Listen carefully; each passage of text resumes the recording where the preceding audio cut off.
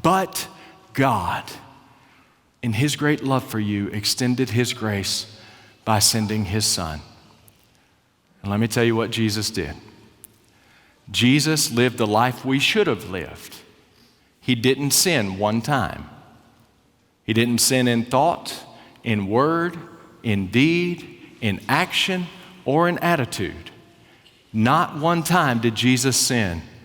And then God, because he loved us, took our sin and our guilt and put it on Jesus. He superimposed it on Jesus, and then he punished our sin in Jesus at the cross. The Bible says the wages of sin is death. And lest you think you are somehow better than the rest of us and you haven't sinned, well, the Bible says all have sinned. And if you're real honest down in the deepest parts of who you are, you know you've sinned too.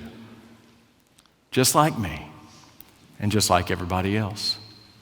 And God loved us so much that he took our sin and our guilt and he placed it on Jesus. The Bible says, for God made him who knew no sin to be sin for us. And he nailed him to an old rugged cross. And they buried him in a borrowed tomb.